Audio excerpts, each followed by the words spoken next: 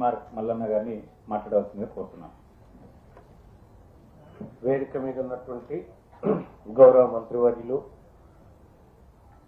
గౌరవ ఉప ముఖ్యమంత్రి గారు, అలాగే అధికారులకు, ఎమ్మెల్యేలకు, అందరికీ మీడియా సోదరులకు నమస్కారం. నేను మొన్న ఈ వెలుగుమట్ల గ్రామాన్ని, ఆ ప్రాంతాన్ని కూల్చివేత అనంతరం సందర్శించడం జరిగింది. ఆ తర్వాత అంబేద్కర్ భవన్లో, ఆ తర్వాత ఇంకా వేరే చోట్ల ఉన్నటువంటి నిర్వాసితులుగా అక్కడ ఉన్నటువంటి వాళ్ళు ఎవరైతే ఉన్నారో వాళ్ళని కూడా కలవడం జరిగింది. ఈ కార్యక్రమం అయిపోయిన తర్వాత అందులో చాలా మంది బాధలు, వాళ్ళ గాథలు విన్నాను. కొంతమంది ప్రభుత్వం తప్పు చేస్తుందని, కొంతమంది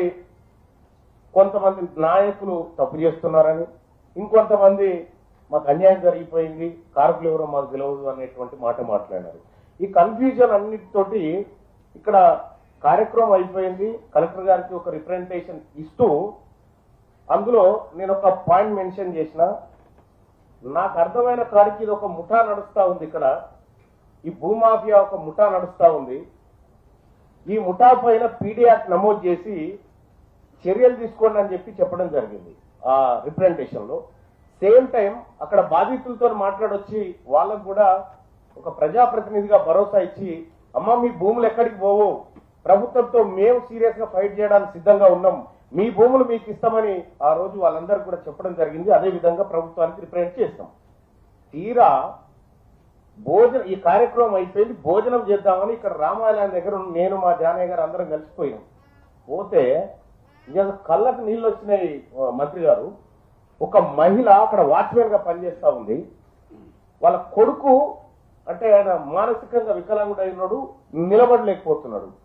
ఆ చెట్టు కింద మేము భోజనం ఏర్పాటు చేసుకొని తింటుంటే, సార్ మీరు అక్కడికే వచ్చిరా సార్ అంటే అవునని చెప్పిన. సార్ నా దగ్గర ₹1,00,000 వసూలు చేశారు సార్. ఎవరంటే ఆ పేరు ఇగో, ఆయన పేరు ఎవరు, ముడిగ రామయ్య అనట. ముడిగ రామయ్య అంటే ఆయన ₹1,00,000 వసూలు చేసింది సార్, మోదుగు శైలజ దగ్గర వసూలు చేసింది సార్. పాపం ఆ తల్లి ఆ కొడుకు వైద్యం చేయించుకోలేని స్థితిలో అక్కడో ఇక్కడో కాల్లో వీళ్ళో పడి ఆ డబ్బులు తీసుకొచ్చుకొని కట్టుకుంటే ఆయన ఏం చేశారంటే, ఈ ముఠాలోని సభ్యులు మీరు రేపులు తెచ్చుకోండి, రేపే అలాట్ చేస్తున్నామని చెప్పి రేపులు ఆడేస్తే అలాట్మెంట్ పక్కకు పెడితే అధికారులు వచ్చి ఆ ఉన్నవి కూడా కొడితే ఆ రేపులు కూడా పగిలిపోయాయి.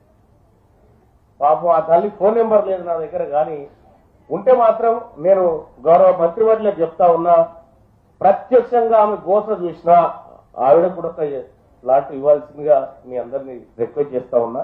అలాగే సార్, ఈ ఖమ్మం జిల్లాలో ఎవరైతే బాధితుల చెరలో చిక్కినటువంటి వాళ్ళు ఎవరైతే ఉన్నారో, బాధితులు ఎవరైతే ముఠాలు మీకు న్యాయం గుర్తుపెట్టుకోండి. ముఠాలు నా కాడ చాలా ఎవిడెన్స్లు ఉన్నాయి. ఎవరెవరు ఎంత డబ్బులు కట్టారు, ఏం కథ అనేటువంటి ఎవిడెన్స్లు నా దగ్గర చాలా ఉన్నాయి. చూసిన తర్వాత నేను క్లియర్ గా అనుకున్న, ప్రజల్ని మోసం చేసేటువంటి ఒక అసాంఘిక శక్తులు ఇక్కడ ఉన్నాయి, వాటి భరతం పట్టాలని చెప్పి గౌరవ కలెక్టర్ గారికి కూడా నేను రిప్రజెంటేషన్ ఇచ్చిపోయినా. ఇవాళ ఏదేమైనప్పటికీ కూడా 311 మందికి పట్టాలు ఇస్తూ రాష్ట్ర ప్రభుత్వం మా అందరి కోరిక మేరకు నిర్ణయం తీసుకున్నందుకు రాష్ట్ర ప్రభుత్వానికి కృతజ్ఞతలు తెలియజేస్తూ, అలాగే ఒక ఇల్లు కడితే సరిపోదు, సౌకర్యాల సంగతి కూడా కొంత తేల్చాల్సినటువంటి అవసరం ఉంది. అక్కడ బడి ఉండాలి, ఓ పార్కు ఉండాలి, రోడ్లు ఉండాలి, మౌలిక వసతులన్నీ త్వరితగతిన పూర్తి చేస్తే బాగుంటది అనేది ప్రభుత్వాన్ని విజ్ఞప్తి చేస్తూ, సార్ మరి ఇంకా కొంతమంది మిగిలిపోయినారు, వాళ్ళకు రాష్ట్ర ప్రభుత్వం ఇప్పుడు 311 మంది పేరు చెప్పిన వారు, మిగతా వాళ్ళ పేర్లు ఏ స్కీమ్ కిందకి తీసుకొస్తారు, వాళ్ళని ఎట్లా లబ్ధిదారులుగా చూపెట్టదలుచుకుంది ప్రభుత్వం అనేది కూడా చెప్తే బాగుంటుంది సార్. ఎందుకంటే వాళ్ళు కూడా ఈ ముఠా చేతులు అక్కడ ఇక్కడ మోసపోయినటువంటి వాళ్ళు కాబట్టి వాళ్ళకు కూడా మిగతా లబ్ధిదారులకు కూడా న్యాయం జరగాల్సినటువంటి అవసరం ఎంతైనా ఉంది. ఇక ఈ భూదాన్ భూములకు సంబంధించినటువంటి అంశంలోనే కాదు సార్, చాలా భూములు పేదవాళ్ళు అక్కడో ఇక్కడో గుడిసేసుకుంటే కొద్దిగా కఠినంగా వ్యవహరించకూడదు, ప్రభుత్వం చూసి చూడనట్టు పోండి. ఇప్పుడు అక్కడ గుడిసో ఇల్లో సిమెంటో కూలగొడితే ఆ నష్టం అయిపోయా. ప్లస్ ఇప్పుడు మళ్ళీ ఇప్పుడు ఇందిరా ఇళ్ల కింద 5 లక్షల రూపాయలతో అక్కడ ఇల్లు పూర్తి కాదు. మంత్రి గారు దయచేసి దీన్ని స్పెషల్ కేసు కింద పరిగణించైనా సరే లబ్ధిదారులకు కొద్దిగా ఎక్కువ అమౌంట్ వస్తే మీరు ఇచ్చేటువంటి ఫ్లాట్ లో కూడా ఒక అందమైన కాలనీ 3 మంత్రులు కలిసి ఇప్పుడు శంకరుని కనుక త్రినేత్రం ఉన్నట్టుగా ఈ ఖమ్మానికి త్రినేత్రులాగా మీరు మంచి ఇల్లు కట్టించి ప్రభుత్వమే లబ్ధిదారుల చేతుల్లోకి అనా పైస కూడా కలగకుండా మీరు ఒక హామీ ఇస్తారేమో అని వాళ్ళందరి తరఫున తమరికి రిక్వెస్ట్ చేస్తా ఉన్నాం సార్. లబ్ధిదారులారా, ఆ రోజు మీ దగ్గరకు వచ్చి మీ అందరికీ దండం పెట్టి చెప్పినాం మీ భూములు ఎక్కడికి పోవాలి. ఇవాళ ఇదే కార్యక్రమం పట్టాల పంపిణీ కార్యక్రమం దగ్గరకు వచ్చినాం. ఇంకా ఏ కష్టమైనా నాలాంటి వాళ్ళకి కానీ మంత్రులకు కానీ ఎవరికైనా ఓపెన్ గా చెప్పుకోండి, కానీ మధ్యవర్తులను సంప్రదించకండి. ఇది నేను చెప్పదలుచుకున్నటువంటి అంశం. Thank you sir. Thank you. ఇప్పుడు ఈ కార్యక్రమాన్ని ఉద్దేశించి స్థానిక ఎమ్మెల్యే ఆయన గౌరవ అగ్రికల్చర్ మినిస్టర్ గారు వారు ప్రసంగించాల్సిందిగా కోరుతున్నాం. గౌరవనీయులు సమావేశ నిర్వాహకులు జిల్లా కలెక్టర్ గారు, ఈనాటి ముఖ్య అతిథులు రాష్ట్ర ఉప ముఖ్యమంత్రి గౌరవనీయులు బట్టి గారు, రాష్ట్ర రెవెన్యూ శాఖ మంత్రులు శ్రీనివాసరెడ్డి గారు, గౌరవ శాసన మండలి సభ్యులు శ్రీమారి మల్లన్న గారు, సిపి గారు, మేయర్ గారు, అదేవిధంగా కార్పొరేషన్ చైర్మన్లు, శాసనసభ్యులు వైరా, ప్రియమైన అధికారులు, అదేవిధంగా పత్రికా విలేకరులు, ఆనాటి బాధితులు, ఈనాటి రేవంత్ రెడ్డి గారి ప్రభుత్వ హయాంలో సొంత గూడు నిర్మించుకోబోతున్నటువంటి గృహిణులందరికీ రాష్ట్ర ప్రభుత్వ పక్షాన మా అందరి పక్షాన మీకు శుభాకాంక్షలు తెలియజేస్తూ, మీకు ఒక వారం 10 రోజులు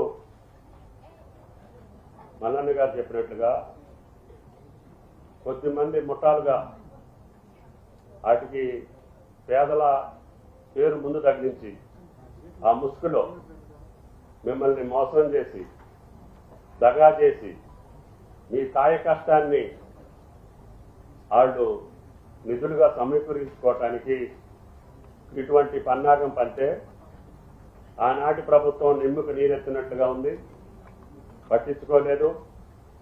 తర్వాత వాళ్ళు కోర్టుకు పోవటం మూలాన 23లో వచ్చినటువంటి కాంగ్రెస్ ప్రభుత్వం కూడా వెంటనే మీకు మౌలిక వసతులు కల్పించాలని చూసినా కూడా కోర్టులో ఉంది కాబట్టి వెంటనే కరెంటు కానీ మంచినీళ్ళు కానీ ఇచ్చే అవకాశాలు ప్రభుత్వ చేతిలో లేకుండా పోయింది. దాన్ని కలెక్టర్ గారు వచ్చిన తర్వాత పదే పరిశీలించి ఆ యొక్క కోర్టు యొక్క తీర్పుకు అనుగుణంగా న్యాయస్థానం ఏదైతే ఇది భూదాన భూమి 31 ఎకరాలు 7 గుంటలు దాంట్లో ఇచ్చినటువంటి భూదాన పట్టాలు అనేటటువంటి బోకస్ హౌస్ సైడ్ పట్టాలు ఇచ్చారు. ఆ భూదానం యొక్క కమిటీ నిర్మాణమే తప్పుడు కమిటీ, దానికి భూమికి సంబంధం లేదు. ప్రస్తుతానికి భూదానం ట్రస్టే లేదు, అది సిసిఎల్ఏకి బదలాయించబడింది అని కోర్టు తీర్పిచ్చి సిసిఎల్ఏ ద్వారా రాష్ట్ర ప్రభుత్వం జిల్లా కలెక్టర్ గారిని ఆ భూమి స్వాధీనం చేసుకోమని చెప్పి ఆదేశాలు ఇచ్చింది. ఆదేశాల ప్రకారం రాష్ట్ర ప్రభుత్వం యొక్క ఆదేశాల ప్రకారం జిల్లా యంత్రాంగం అప్పటికీ నిరుపేదల్ని గుర్తించి అక్కడే ఉంచి అనర్హులను కానీ దోపిడీదారులను కానీ దగాకోరులను కానీ మోసం చేసేటటువంటి వాళ్ళని బయటికి పంపిద్దామని చెప్పి చాలా ప్రయత్నం చేశాం. కానీ ముఠా మేస్తరులు అయితే వాళ్ళు వెనకున్నటువంటి కొద్ది మందిని మిమ్మల్ని వెనకబెట్టి ఎవరిని కూడా అధికారులను లోనకు రానియకుండా, ప్రెస్ వాళ్ళు కూడా అధికారులు లోనకు రానియకుండా, ప్రజాప్రతినిధులను రానియకుండా బారికేడ్స్ కట్టి టోల్ గేట్ పెట్టి దౌర్జన్యపూరితంగా అహంకారపూరితంగా ఒక సమాంతర రాజ్యాన్ని జిల్లా కలెక్టర్ పక్కనే నడుస్తా ఉంటే